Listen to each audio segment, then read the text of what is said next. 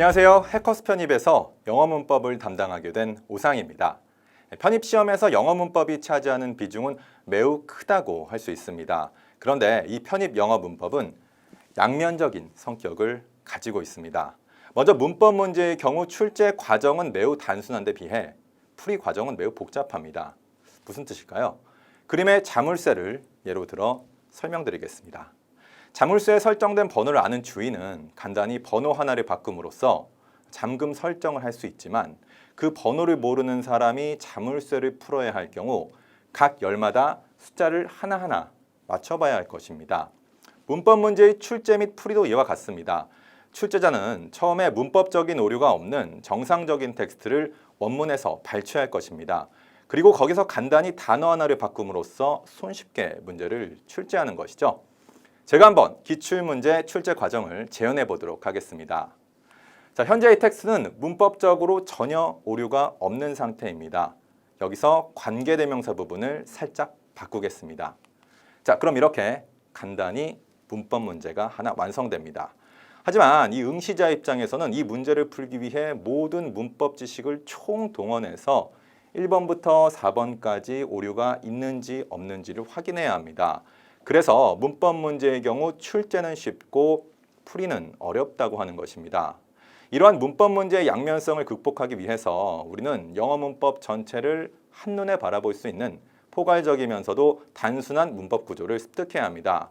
자, 여러분의 공부가 점수와 직결되려면 입력을 위한 공부가 아닌 인출을 위한 공부를 해야 합니다. 기억은 인출의 문제입니다. 아무리 방대한 문법 지식을 입력했다 하더라도 그것이 즉시 인출되지 않으면 시험에서 쓸 수가 없습니다. 따라서 영어 문법의 신속한 인출을 위해 문법 체계는 최대한 단순해야 합니다. 그렇다면 독해 문제는 어떨까요? 자, 독해 문제는 출제 과정은 복잡하지만 풀이 과정은 단순하다는 점에서 또한 양면적입니다. 편입 영어 시험은 특정 분야의 전공 지식을 묻는 시험이 아니라 영어 실력을 테스트하는 시험이기 때문에 출제자는 제시된 지문 자체에서 참조 혹은 추론 가능한 답지를 만들어내야 합니다. 이것은 물론 응시자 입장에서는 유리한 점이 될 수도 있겠지만 문제는 편입 영어에 등장하는 텍스트들이 이 레토릭, 즉 화려한 문체나 다소 과장되게 꾸민 수식어들로 점철되어 있기 때문에 해석이 까다롭다는 점입니다. 앨런 소칼이 지적 사기에서 지적했듯이 이것은 인문사회학계 전반에 깔린 학풍이자 문체적 특성이기도 합니다. 이러한 글들은 번역본을 봐도 그 뜻을 이해하기 힘들 정도로 난해합니다. 그럼 어떻게 해야 할까요? 출제되는 지문이 난해할수록 단순하게 풀어내면 됩니다. 자, 왜냐하면 아까 말했듯이 편입 영어는 내용을 묻는 것이 아니라 구조와 논리를 묻는 시험이기 때문입니다. 따라서 복잡한 것을 단순화시킬 수 있는 문법이 필요합니다. 자, 이상의 논리를 요약하면 첫째, 문법 문제를 풀기 위한 단순한 문법이 필요하고요. 둘째, 독해 문제를 풀기 위한 단순화시키는 문법이 필요합니다. 따라서 여러분들이 영어 문법을 공부할 때는 어떻게 하면 이것을 최대한 단순화시킬 수 있을까라는 이 미니멀 그래머의 관점으로 접근을 해야 합니다. 자, 이에 대해서 구체적으로 세 가지 키워드를 중심으로 설명드리겠습니다. 첫째, 그래머 드릴입니다. 자, 본격적인 영어 공부에 앞서 마치 이 오캄의 면도칼처럼 영어 문법 전체에서 부가적인 것들을 배제하고 핵심적인 구조만을 선별해서 한눈에 볼 수 있는 요약본을 만들어야 합니다. 그리고 마치 드릴처럼 계속해서 반복해서 머리에 주입시킵니다. 자, 우리가 챕터 순서대로 영문법을 배우다 보면 첫 번째 챕터를 배우고 한참 후에 마지막 챕터를 배울 때쯤 초반에 배운 것이 기억나지 않는 그런 불상사를 종종 겪게 됩니다. 이를 방지하기 위해 매 챕터마다 그래머 드릴을 실시해야 합니다. 자, 둘째, 고난이도 지문의 이해입니다. 그렇다면 이렇게 단순화된 문법으로 고난이도 문장의 문법적 오류를 찾아내거나 혹은 장문의 글까지 읽어낼 수 있을까 하는 의구심이 들 것입니다. 저는 인문학 분야에서 최종적으로 박사학위를 받기까지 많은 논문과 학술 서적들을 영어 원문으로 읽어야 했습니다. 그 과정에서 정확한 해석을 위해서는 오히려 최소한의 정형화된 문법을 적용하는 것이 훨씬 이상적이라는 것을 깨달았습니다.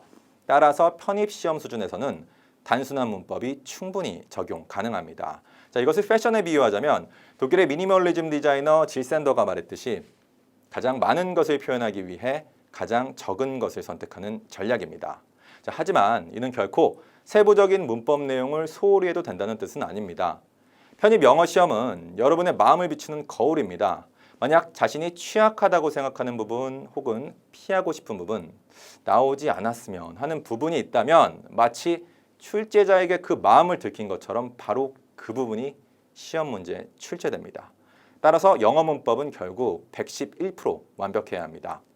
자, 셋째, 놀리지가 아닌 노하우입니다.